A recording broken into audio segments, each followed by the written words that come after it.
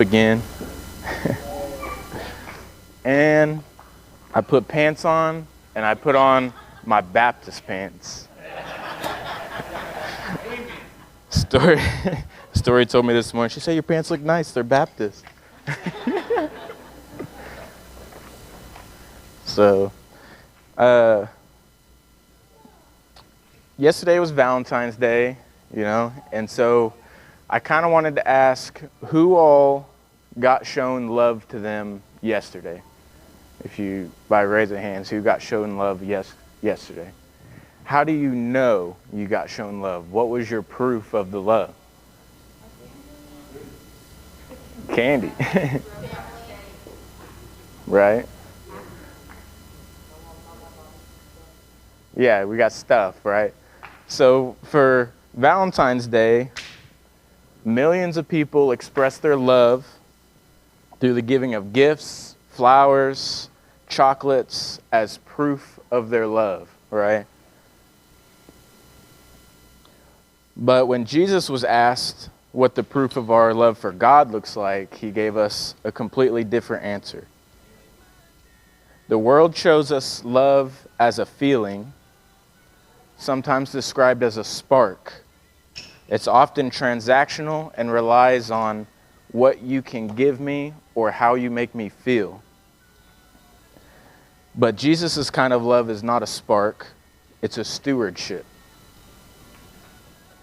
Valentine's Day celebrates a kind of love that we fall into. Jesus commands a kind of love that we climb towards.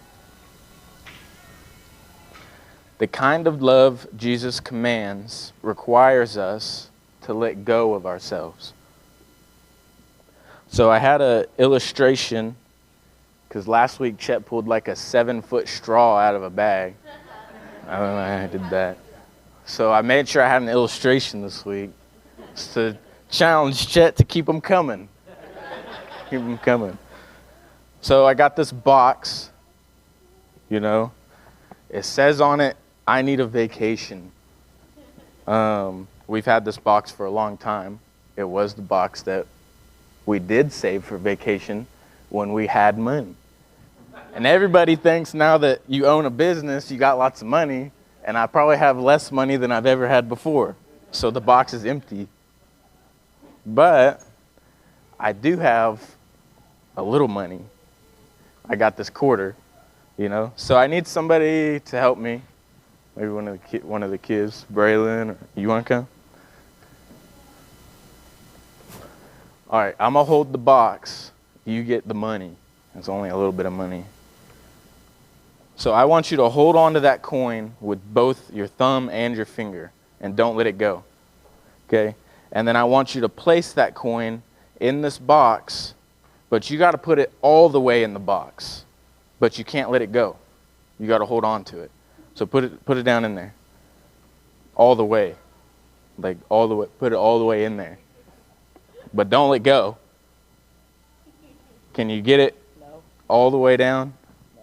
Okay, let go.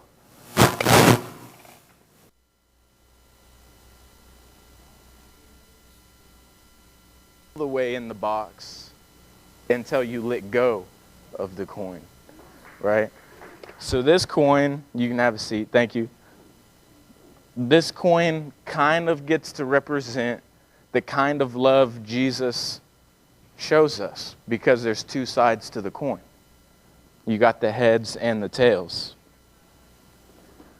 A lot of times we like to flip the coin to see what kind of chance we get, heads or tails, right? But with Jesus, it's not one or the other. You have to have one, or you can't have the coin at all. And it often relies on us letting something go. We have to be able to let go. So our text today, our main text is in Matthew chapter 22. You can turn there with me.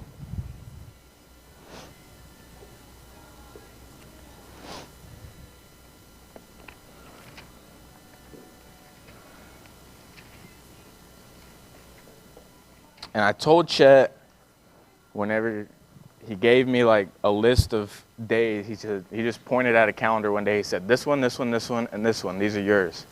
I said, okay. But then I told him, I think it was like Tuesday or Wednesday, I was like, if I would have realized it's Valentine's Day weekend, I probably would have told you, no, that one's yours. Because I don't really know if I'm going to preach a love message, you know. He said, you don't have to. And I said, yeah, you kind of have to. So my first thought, you know, everybody says, well, we'll go to the love chapter, you know. And then I thought, you know, I've heard the love chapter a lot on Valentine's Day. So when I started praying, I was kind of led towards this verse about how the greatest commandment is love. You know, so in Matthew chapter 22, verse 34, it's where it's going to start. And it says, but when the Pharisees heard that he had silenced the Sadducees, they gathered together. And one of them, a lawyer, asked him a question to test him. He said, teacher, what is the great commandment in the law? And he said to him, you shall love the Lord your God with all your heart, with all your soul, and with all your mind. This is the great and first commandment, and a second is like it. You shall love your neighbor as yourself. On these two commandments depend all the law and the prophets. And what he says there at the end is such a monumental statement that he provided to them, that on this depends all of the law and the prophets.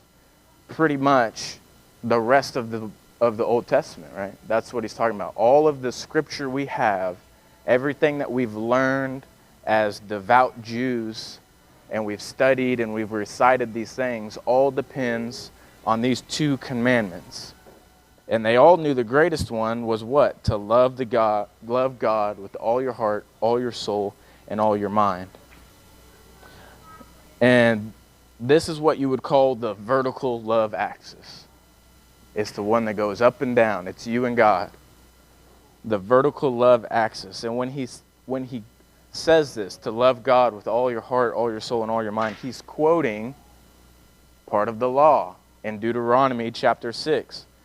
This is called the Shema, and it's something that the Jewish culture highly respected. It was very important, and they recited it every day, twice a day, from as soon as they could talk. I kind of had like the picture in my head of like, we had these babies, and what are we doing? Like their first words were like, come on, mama, or dada, mama, dada. And the Jewish community was like, Shema, Shema. You know, the first thing they wanted them to learn was the Shema. And why? Because it was so highly important. They named it the Shema because what does Shema mean? It literally just means listen or to hear. It's the first word of the scripture. It's not uncommon for in Hebrew tradition for just the first word of whatever it is to become the title. Think Genesis. In the beginning. What does Genesis mean? Beginning. Right? So the Shema just means to listen. And the first bit of that says, listen or hear me, O Israel. The Lord your God is one. And then he comes in and he says, love the Lord your God with all your heart, all your mind, and all your soul. And they would recite this, and Jesus quoting it showed that Jesus was orthodox, right? Because what was the intent of this? What were they trying to do? This wasn't just an innocent Q&A. It said the lawyer came to try to trap him. He wanted to trap him to have a reason to call him a heretic. But Jesus showed them quickly that he is orthodox and that he stands on the foundational faith that Moses wrote down for them. The original context of that Shema, when you read it in Deuteronomy, was that they were getting ready to enter the promised land. They were getting ready to enter this land of Canaan that was full of all of these cultures and groups of people that practiced worship of all these false gods and sometimes many, gods at once. And this was a call to the people of Israel to remain faithful, to remember that your God is one. There's only one, and you are to love him with all of your heart, all of your mind, and all of your soul.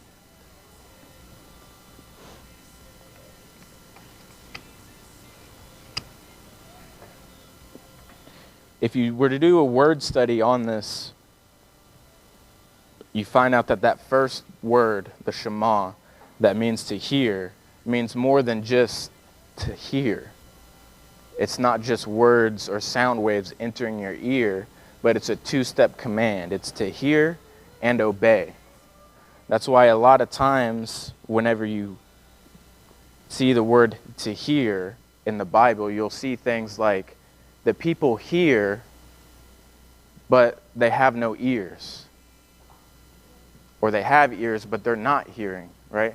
And it's because they're hearing the words, but they're not obeying. Shema, two-step. You have to hear and you have to obey. You know, so whenever he says to hear, he's saying listen and obey. There's action associated with love. There's action associated with your love.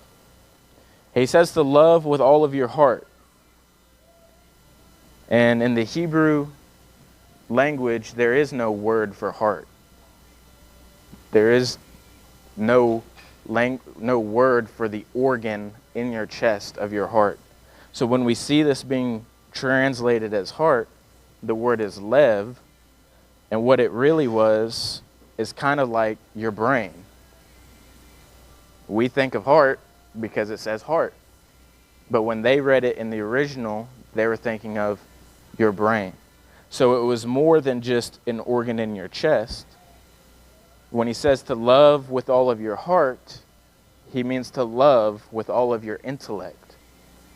He means to love with all of your emotion. He means to love with all of the choices that you make, the decisions that you choose. In Hebrew tradition, you know with your heart. The word says that they know in their heart.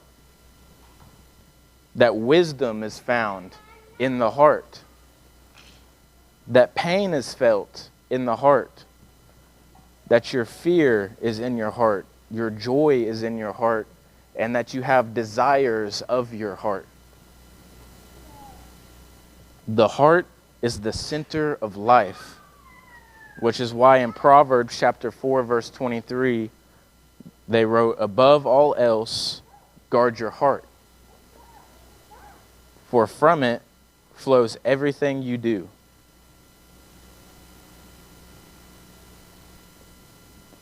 So when he says to love with all your heart, it's more than just this organ beating in your chest. It's to love with all of your decisions and your intellect. The next thing he said to love with was your soul. And this word soul had got kind of a lot of bad baggage in early history because the Gnostics came in, they started redefining, and now we have all these movies and all this, stuff that we see as entertainment where it's talking about souls, and we kind of get to picture it as this like detached like spirit within you. And it's like you have this soul, but to the Hebrews it was different. The word translated to soul is the same word as throat, nephesh. It just means throat, right? But it means more than just your physical throat, because the same thing, the Hebrews always decided to use body parts and things that they could associate with deeper meanings, right? So this nephesh was your throat, but it was also you as a whole person. You don't have a soul, you are a soul. It's not detached from you, it's part of you, and it's your whole person, including your body. The throat was such a significant thing to them because they viewed it as everything important either flows in or out from it. When you needed sustenance, you drank water, you ate food. everything you intook for your body came through your throat. And they say you are known by the things that you speak, right? The words you speak show the values of your heart. Everything that's coming in and out of your throat is significant as to who you are as a whole person. And then the last thing he says, to love with all of your strength or all of your might.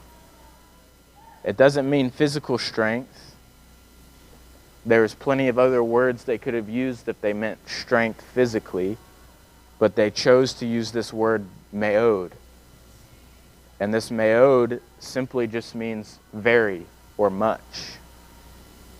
Think in Genesis whenever God says, and it was good, and it was good. And then whenever he made us, he said, and it is very good. He said, it is meod good.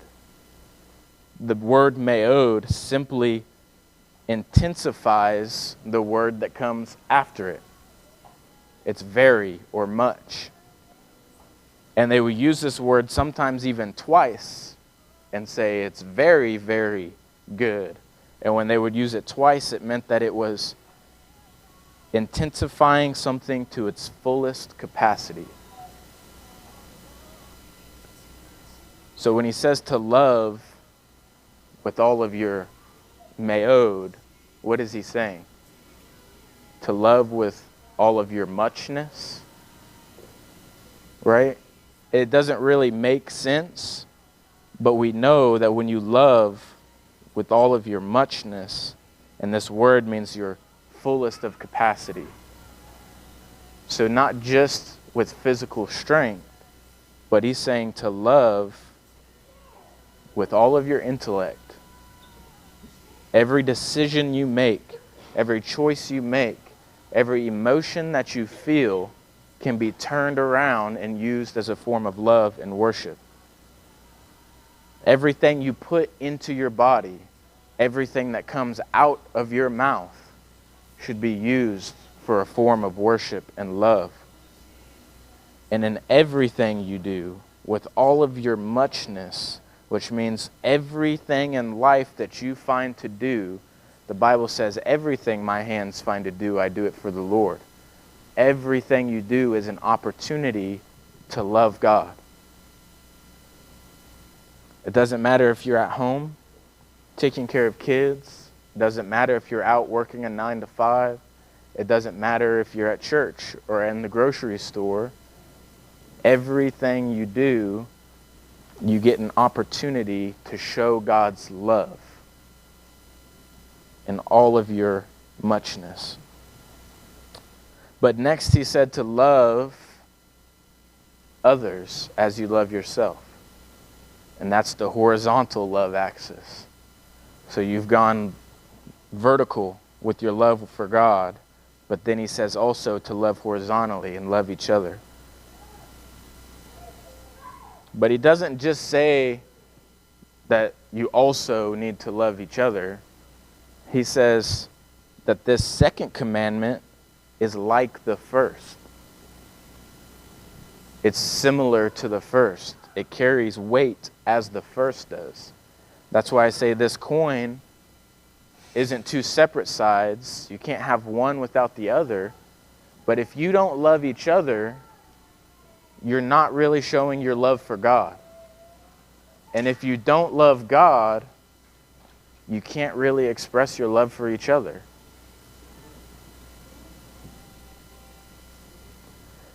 This one that he says was another direct quote from the law. He pulls it out of Leviticus chapter 19, verse 18, where it says to love others as yourself. Now this chapter in Leviticus, if you just take that one verse at the end and say to love others as yourself, you miss out on so much more. So let's go to Leviticus chapter 19. Because just as Deuteronomy had its own context, that it was written to them as they were entering this promised land, there was a purpose to it. So does Leviticus chapter 19. It was part of a section of the law that they called the Holiness Code.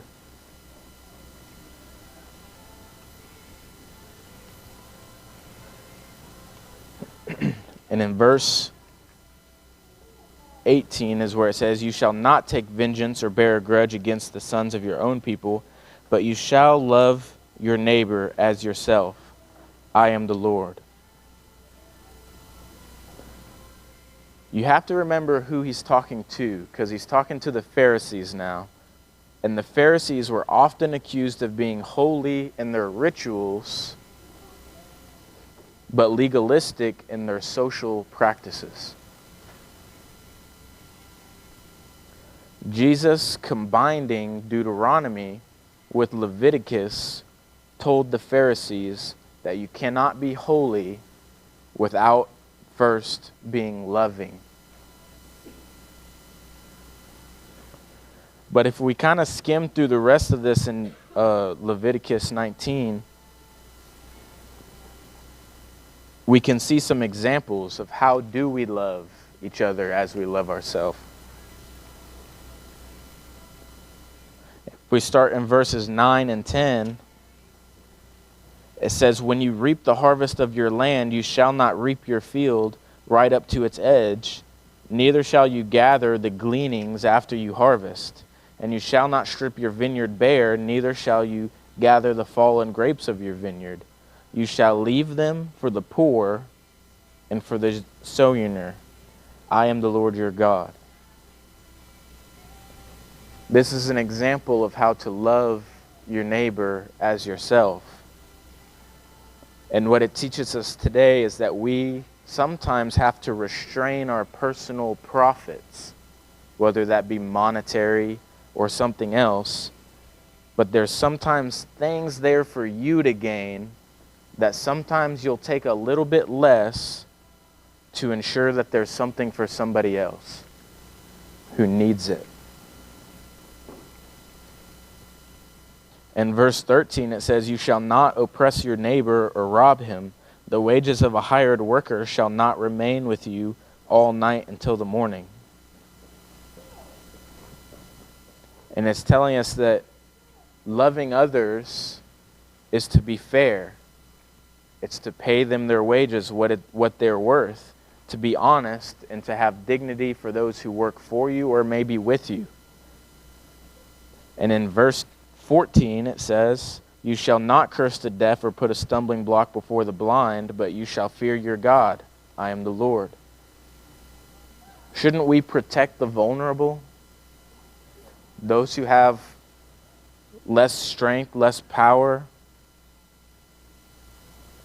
Shouldn't we use our own strength to shield them? This is how you love others. And lastly, going back down to 17 and 18, "You shall not hate your brother in your heart, but you shall reason frankly with your neighbor, lest you incur sin because of him. You shall not take vengeance or bear a grudge against the sons of your own people, but you shall love your neighbor as yourself." You cannot love your neighbor as yourself if you cannot forgive your neighbor. Without forgiveness, you have not love.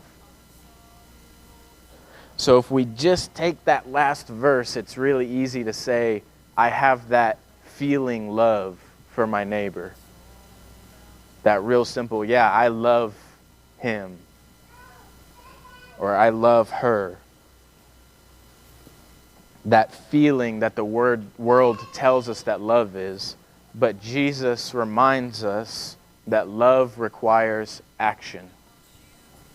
And if we don't read the rest of Leviticus there, we can say we have love, but then whenever we check it out and we realize in its context it's saying that there's a lot more action required than maybe you might be willing to give up. There's a lot there that you might have to let go.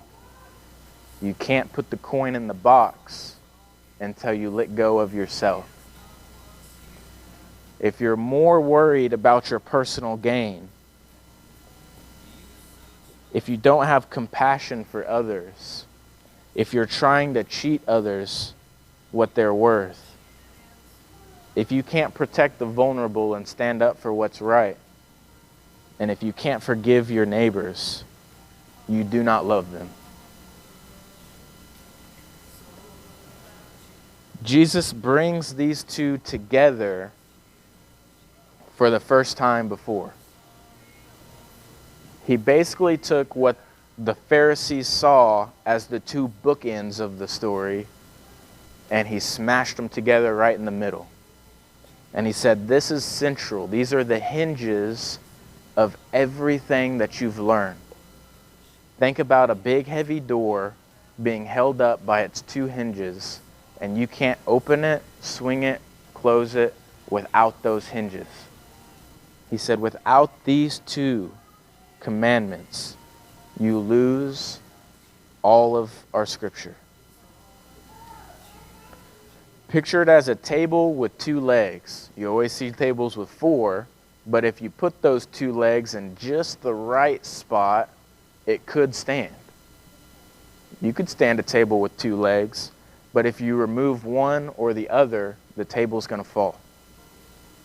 You cannot love God without loving your neighbors, and you cannot love your neighbors without loving yourself or without loving God.